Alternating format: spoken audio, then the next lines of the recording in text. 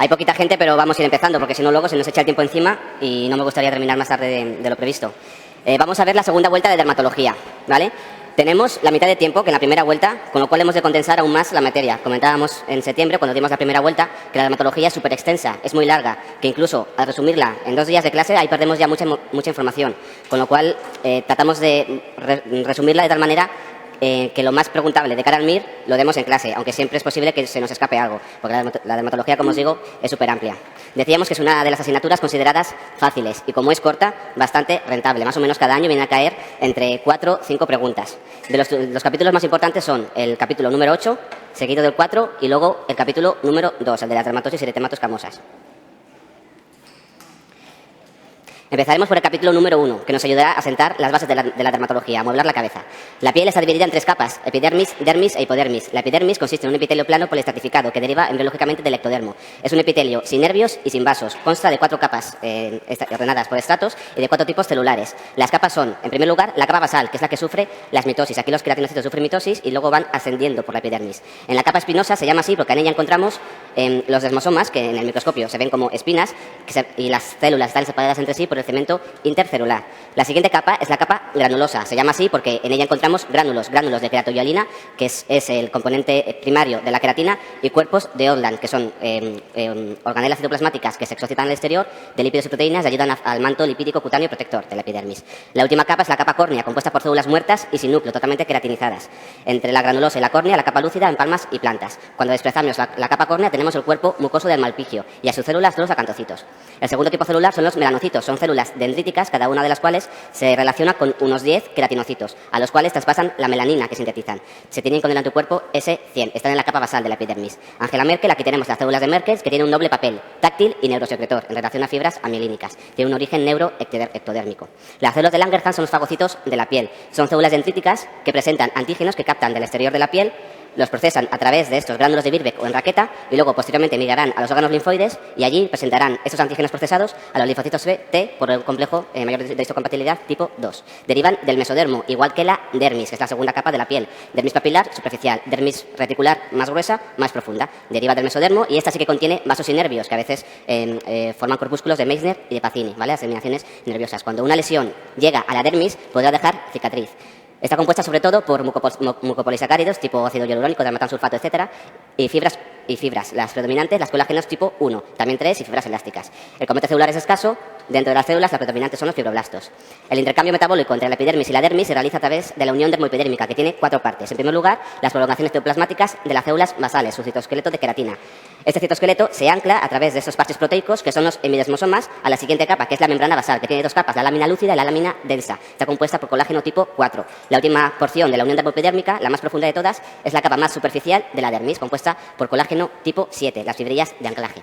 La unidad pilar no es solamente el folículo piloso, sino que también forma parte de la unidad pilar, por tanto es preguntable, el músculo erector del pelo, la glándula sebácea y cuando existe la glándula apocrina. El pelo pasa por 3 fases de crecimiento ordenadas alfabéticamente: anagen, crecimiento activo; catagen, que es en la que se encuentra la mayoría de los pelos, 90%, y la fase de telogen, de reposo y de caída. ¿Cuáles son las glándulas sudorípadas? Las glándulas sebáceas están en todos los folículos, forman parte de la unidad pilar. Desarrollo máximo en zonas seborreicas. Son las que secretan el sebo de los pelos y su control está mediado por andrógenos, sobre todo después de la pubertad. Las glándulas apocrinas son las de la enfermedad de Payet. Estas, su estímulo es simpático colinérgico y aparecen sobre todo en genitales externos y en la areola mamaria. Las glándulas que secretan el sudor, que intervienen en la termorregulación del organismo, son las glándulas sudorípadas ecrinas. Estas, a diferencia de las anteriores, drenan directamente al exterior. Lo vemos aquí, directamente al exterior. Están en toda la superficie de la piel, sobre todo en palmas, plantas y axilas. Y aquí el estímulo para la secreción de sudor es simpático colinérgico. Lo preguntaron en el último MIR, ¿vale? En relación a fibras simpáticas, pero con receptores muscarínicos. MIR 2011. Las fibras que inervan las glándulas sudorípadas, entendemos ecrinas, son las fibras simpáticas colinérgicas. Lo preguntaron porque, junto a los músculos pilorectores y algunos vasos sanguíneos de la piel, son las secreciones del sistema nervioso simpático.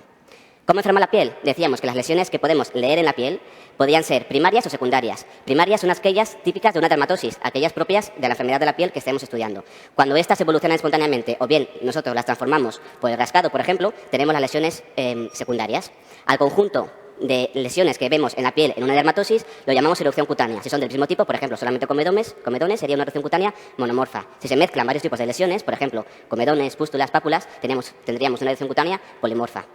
Estas lesiones se pueden agrupar siguiendo distintos patrones morfológicos. Patrón circinado anular, pues anular es que cura por el centro y da morfología en anillo. Si es medio arco, arciforme. Si varios arcos círculos se juntan, patrón policíclico. Patrón departiforme, recuerda los racimos de una uva, por ejemplo en el herpes simple. Patrón zoster-iforme, aquella de lesión que sigue un dermatomo zona neurológica.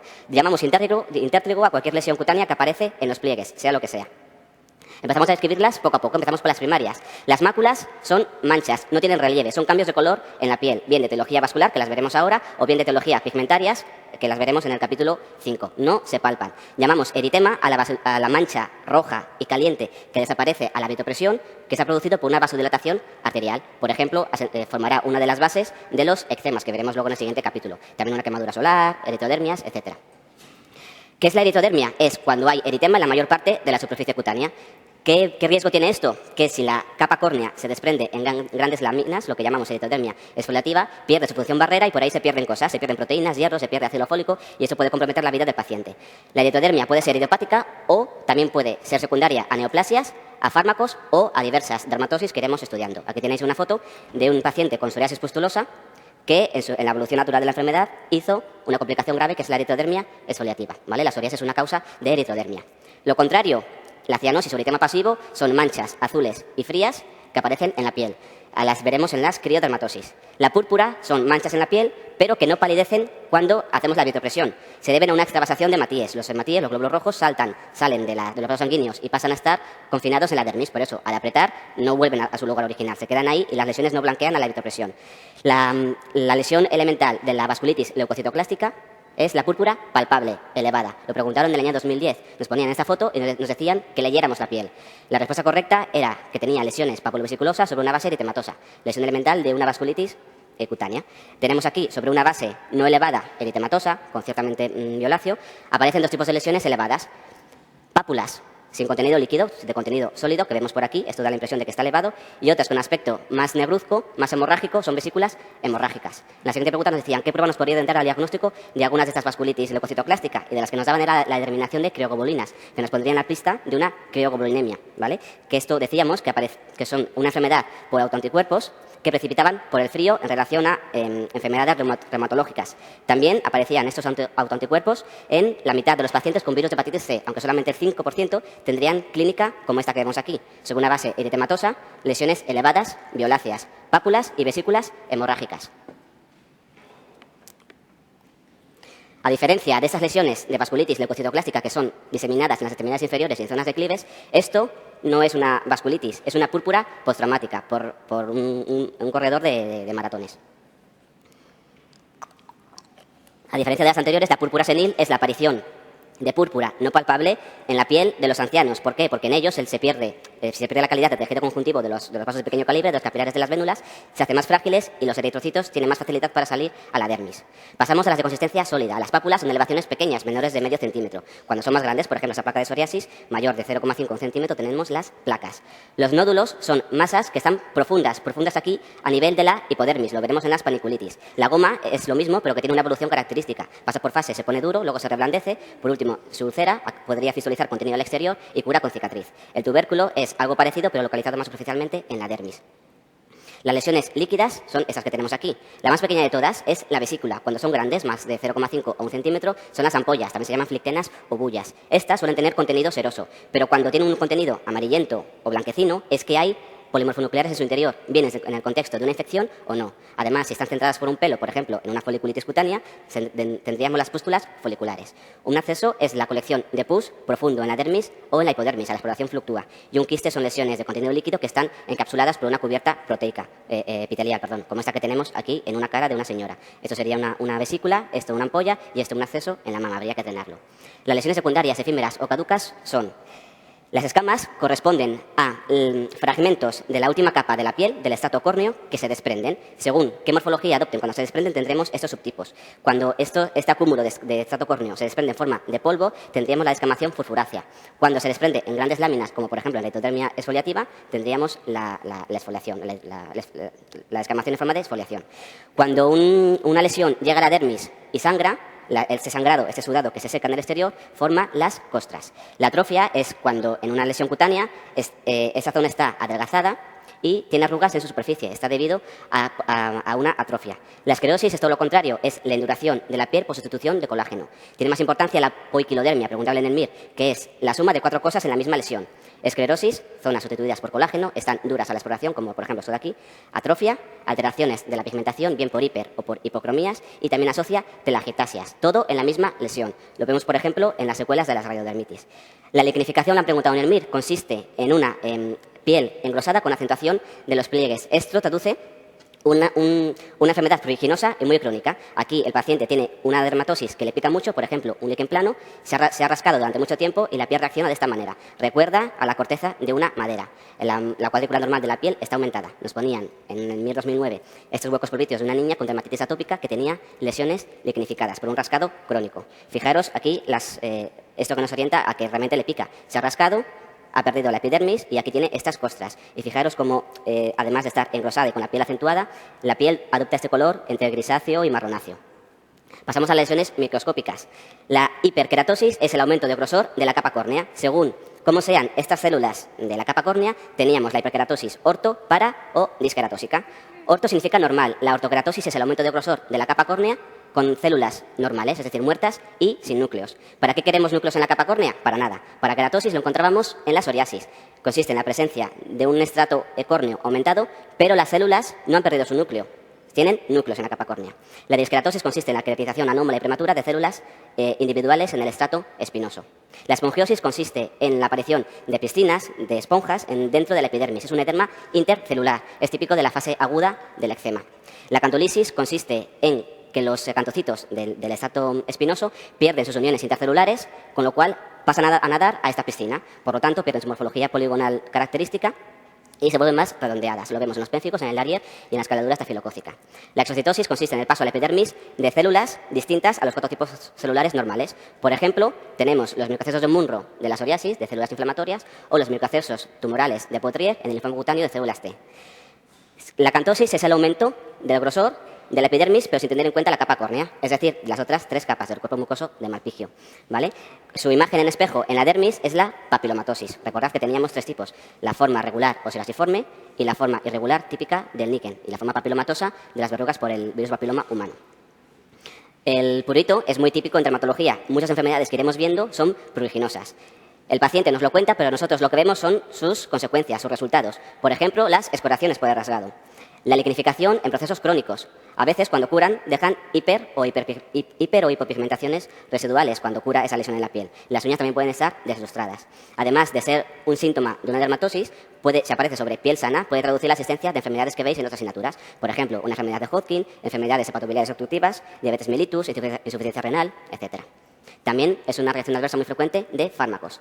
Las técnicas de exploración las iremos viendo poco a poco metidas en cada enfermedad. Solamente voy a recordar aquí ahora la luz de Wood, que decíamos que era una luz como la de las discotecas, de 365 nanómetros, que nos ayuda al diagnóstico de tiñas, pero no todas, solamente las tiñas por este género, Microsporum. También en la pityriasis versicolor, en la infección por la bacteria Erythrasma, Corynebacterium minutissimum, que da una coloración con luz de Wood de color rojo coral, lo preguntaban en el MIR, y también nos ayuda al diagnóstico de algunas alteraciones de la pigmentación, por ejemplo, pacientes con vitíligo. La cosa más importante, la parte más importante de este tema es el referente al tratamiento. ¿Por qué? Porque nos ayudaba a adivinar los tratamientos de las enfermedades sin tener ni idea de lo que eran, solamente utilizando la lógica. Un tratamiento tiene, por una parte, un principio activo y un excipiente. El principio activo será el corticoide, el retinoide, el antibiótico, lo que sea. Esto lo determinará la dermatosis en sí. Pero hemos de elegir muy bien el excipiente, porque cada principio activo estará comercializado con distintos excipientes, distintos vehículos que llevan ese principio activo a la piel. ¿Qué vehículo es el más adecuado para ese principio activo en esa lesión cutánea en concreto, en función de la evolución que tenga? Decíamos que utilizábamos excipientes ricos en agua, ¿vale? En agua o en alcohol, en dermatosis, en lesiones agudas, que sean exudativas, que tengan eritema, vesículas, ampollas. Con eso lo que queremos es secar la piel. Por lo contrario, utilizamos excipientes ricos en grasas, pomadas y ungüentos en dermatosis crónicas, ¿vale? Lo que queremos es hidratar la piel, ofrecer a la piel una protección grasa que evite que se seque más, ¿vale? La crema es el comodín. Pasamos a los principios activos. Los corticoides tópicos tienen un cuádruple mecanismo de acción y todos ellos nos son muy útiles para tratar muchas enfermedades que estudiamos en dermatología. Tienen efecto vasoconstrictor. Por ello, en general, en principio, con las excepciones que iremos viendo, irán muy bien cuando queramos disminuir el eritema en la piel, en enfermedades eritematosas, por ejemplo, en el eczema o en la psoriasis. Además, por su papel antiinflamatorio, a nivel de disminuir la liberación de ácido graquerónico, todo esto, nos vendrá muy bien en aquellas inflamaciones de la piel que sean de patogenia no infecciosa, como por ejemplo, lo mismo de aquí, el eczema. También por su papel inmunosupresor, nos vendrá bien para tratar aquellas dermatosis en las cuales esté implicada una patogenia autoinmune. Lo veremos en la alopecia areata y en el vitíligo. Y por su efecto antiproliferativo en los queratinocitos de la epidermis, también nos vendrá bien para tratar proliferaciones epidérmicas como la micosis fungoide. ¿Qué precauciones hemos de tener? Pues utilízalo con cuidado en niños, en ancianos o en localizaciones especiales como la cara, los pliegues o cuando tenemos una superficie muy extensa a tratar, porque ahí podríamos producir iatrogenia en forma de atrofia cutánea, rosácea o incluso un Cushing sistémico.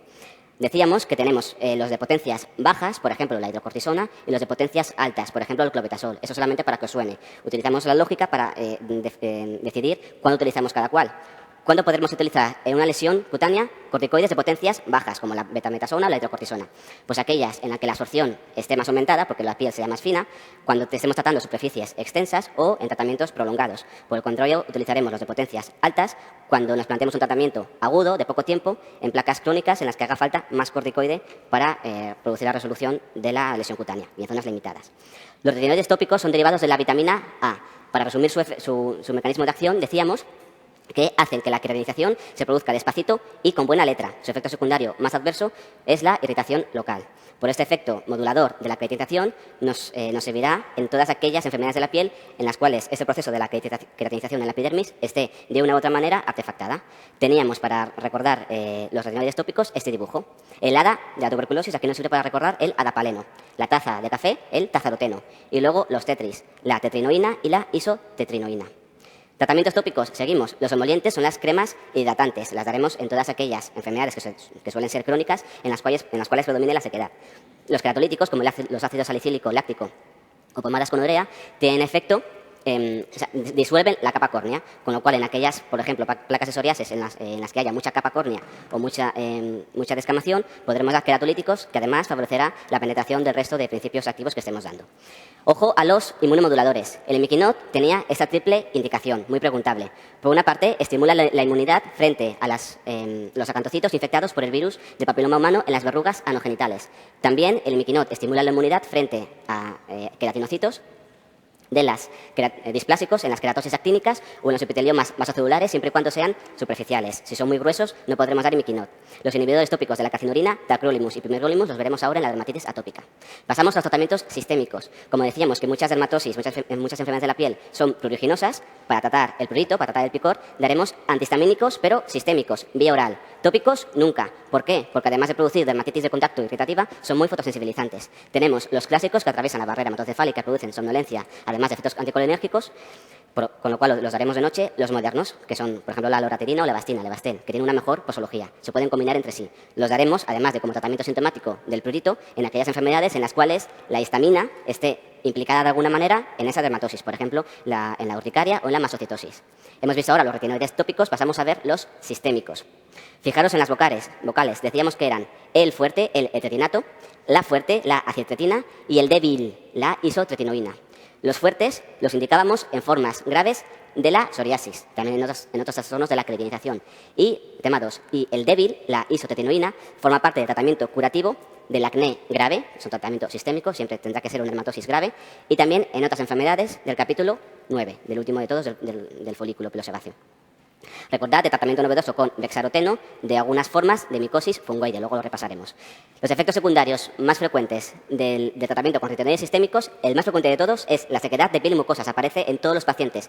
Han de tener cuidado de tratarse bien la piel, ojo con las letillas de contacto, puede haber epistasis, etc. También se les recomienda que eviten el sol. De otros efectos adversos, pues es frecuente una alteración transitoria de las transaminasas, hiperlipemia, leucopenia o hiperuricemia. En casos graves pueden hacer hepatitis tóxica. Además, hemos de estar atentos a la posibilidad de que hagan alteraciones esqueléticas, sobre todo en niños, hipertensión intracraneal o alteraciones de la cicatrización. Si se hace una herida, esto puede que facilite la aparición de queloides. Y lo que nos han preguntado en el MIR es su efecto teratogénico. Hemos de asociar anticoncepción bajo un tratamiento con retinoides sistémicos, pero ¿durante cuánto tiempo? Con el débil, durante meses. Con la isotretinoína, hemos de asociar anticoncepción durante el tratamiento y hasta pasados mínimo 1 o 2 meses después de finalizarlo. Sin embargo, con los fuertes, con el fuerte, el tetinato y la fuerte, la citetina, la anticoncepción ha de seguir durante mínimo 2 años después de finalizado el tratamiento. Por eso, en mujeres en edad fértil con deseos de quedarse embarazadas, posiblemente no sea la mejor opción si hay otros tratamientos que podamos dar para tratar esa enfermedad. Los bidones orales, como hemos dicho, están totalmente contraindicados en el embarazo y por sus efectos adversos ante el fallo hepático y renal. En niños, en principio, deben evitarse, pero a veces no queda más remedio que utilizarlos, por ejemplo, en las ictiosis graves. Efecto secundario más frecuente de tratamiento con retornos sistémicos, la sequedad en los labios y en la piel, keilitis. La fototerapia no la podremos indicar si el paciente tiene antecedentes de neoplasias cutáneas o el diagnóstico de alguna enfermedad fotosensible, como la porfiria cutánea tarda. Su mecanismo de acción, en cierta manera, es inmunosupresor local. Por ello, en la psoriasis luego recordaremos que no podemos asociar una doble inmunosupresión, o al menos no se recomienda, en forma de fototerapia y de ciclosporina A. La fototerapia puede ser de ultravioleta B, B de banda estrecha o A. Los B solamente tienen indicación en la psoriasis en gotas, que son las máculas, las placas más finas, más delgaditas. Si tenemos que elegir entre un tratamiento con ultravioleta B de banda estrecha o A, ultravioleta A, es mejor utilizar estos de aquí, los primeros. ¿Por qué? Porque conseguimos los mismos efectos para tratar las mismas enfermedades que los ultravioleta A, pero nos ahorramos los efectos secundarios de tratamiento con soralenos. Nos ahorramos la hepatotoxicidad y la intolerancia digestiva. Además, los ultravioleta B de banda estrecha se pueden dar en niños y en embarazadas, y la pubaterapia, tratamiento con rayos ultravioleta A y soralenos, no. Están contraindicados en niños y en embarazadas. En cualquiera de los casos, si hemos de tener los ojos protegidos hasta 24 horas después de meterte en la cabina de fototerapia. Ojo a la terapia fotodinámica, que todavía no la han preguntado. ¿En qué consiste? En la aplicación. Bueno, está indicado en las queratosis actínicas y en algunos epiteliomas vasocelulares superficiales. En esos casos también podríamos dar el imiquinot. Consiste en poner sobre la lesión cutánea una pomada que contiene una porfirina, el metilaminolepolinato. Esta porfirina es una sustancia fotosensibilizante que es captada por estas células que tienen un metabolismo aumentado, por estas células displásicas. Pasadas un par de horas después de esta oclusión, se le da una luz característica que activa esta porfirina y produce la destrucción celular. Destruye las células displásicas de las queratosis actínicas y de los epiteliomas